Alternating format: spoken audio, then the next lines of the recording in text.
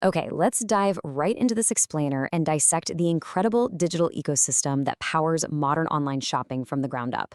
I mean, we interact with it every single day, right? You click add to cart for that shiny new laptop, and you basically just expect magic to happen on your doorstep a day or two later. But what's actually going on beneath the surface of a simple web page?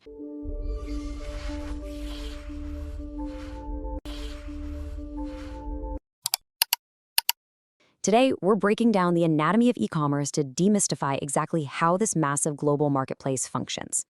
Here's our roadmap for today. We'll be hitting 6 key areas: the digital storefront revolution, core business models explained, navigating digital payment systems, the armor, which covers security protocols, eliminating the middleman, and finally, the invisible backbone, EDI. Let's get right to it. Section 1, the digital storefront revolution, traditional versus electronic commerce. Think about the really stark contrast between the past and present. Decades ago, if you wanted that new laptop, traditional commerce was totally synchronous. You and a salesperson literally had to be in the same physical space at the exact same time. It was highly human dependent. E-commerce, though, it completely flips the script by introducing an asynchronous, automated, and universal platform.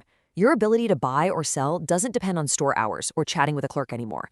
Unified websites process transactions with almost zero human intervention, which is just a massive leap in efficiency. And, it isn't just about removing the human bottleneck. It's about eliminating the endless paper trail.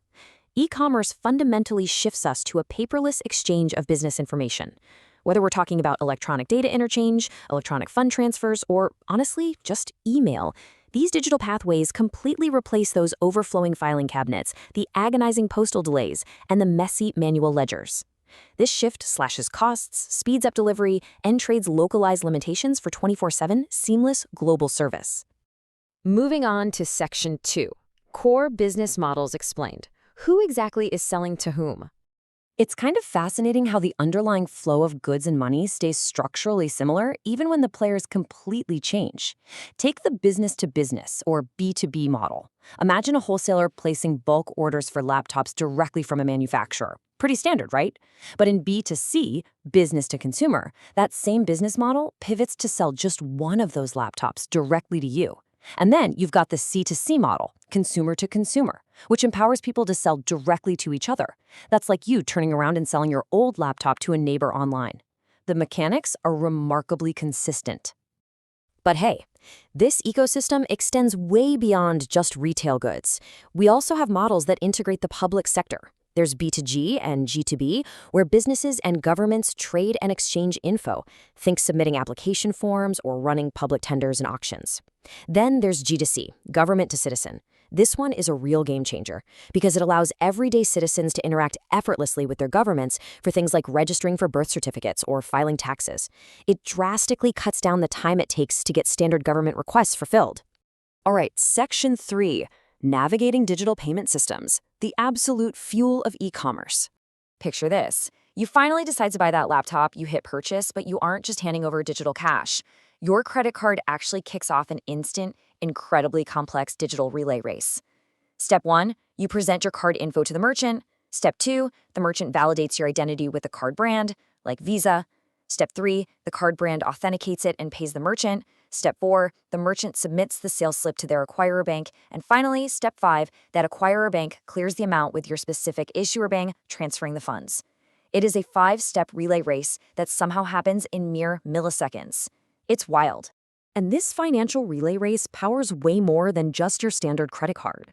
We've got debit cards, instantly deducting funds, and smart cards, packing these tiny embedded microprocessors that encrypt money on the go to make processing even faster. There's also e-money, for when you want to bypass the middlemen entirely, and electronic fund transfers, or EFTs, seamlessly routing cash from one bank to another totally behind the scenes. Now you might be thinking, wait a minute, with all these methods, it's totally natural to feel a bit of suspense, as all this highly sensitive financial data zips around the globe through different servers and banks millions of times a second. What actually keeps it from falling into the wrong hands? Which brings us to Section 4, the armor, security protocols and safeguarding the digital marketplace. For any of us to actually trust a digital system, it absolutely must guarantee a specific set of core requirements. We're talking about confidentiality, making sure unauthorized people can't snoop on your data; integrity, ensuring the data isn't secretly altered while it's in transit. But the absolute cornerstone of e-commerce security is this concept called non-repudiation. Think of it as an undeniable digital handshake. Once an order is sent, the sender literally cannot deny sending it, and the recipient cannot deny receiving it. The main shield you're probably interacting with every single day to enforce these rules is SSL, or Secure Socket Layer. SSL encrypts data so that only the specific intended receiver can decode it using a secret key. You can always tell it's working because it transforms your standard HTTP web addresses into the secure HTTPS format that we all rely on for safe browsing and shopping. It just sits there, providing that essential authentication and encryption seamlessly in the background. Part 5. Eliminating the middleman. The power of disintermediation. Welcome to the concept of disintermediation. It's a big word, but a brilliantly simple idea. In old-school traditional commerce, a manufacturer built your laptop, sold it to a wholesaler, who sold it to a distributor, who sold it to a retailer, who finally sold it to you. Every single one of those layers added time and a markup in cost. E-commerce triggered a massive shift by letting manufacturers completely bypass that entire chain. They just set up a website and sell directly to you, slashing costs and turbocharging delivery speeds. But of course, the digital world is always evolving. This direct access created a brand new problem. How do you, the consumer, easily find exactly what you want when literally millions of manufacturers are selling directly? Well, that breeds reintermediation. Basically, new, purely electronic intermediaries step in to help us navigate. Think digital brokers, product selection agents, or massive e-malls.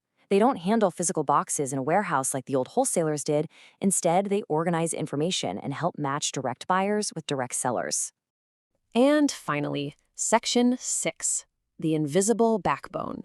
EDI, or Electronic Data Interchange.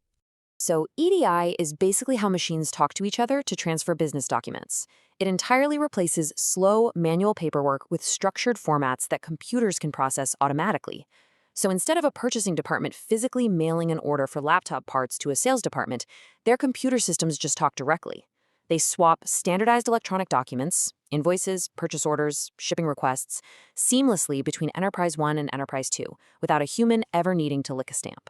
And the perks of plugging into this EDI system are absolutely massive. Because it forces strict, standardized formats for data, EDI virtually eliminates human data entry errors. It completely slashes the processing lifecycle since orders are processed the literal instant they hit the system. By trading mountains of physical paper for instant digital transfers, it becomes highly cost-effective and sets a clear standard for business-to-business communication. It really is the silent workhorse of global trade. So we've mapped out the whole e-commerce ecosystem in this explainer, from those digital storefronts all the way down to the invisible EDI backbone. It's an absolute marvel of modern tech that has reshaped the global economy. But as these digital systems grow exponentially faster, smarter, and more secure, it leaves us with one really provocative question to think about. What everyday physical transactions that you rely on today will completely vanish into the digital background tomorrow? Thanks for exploring the anatomy of e-commerce with me.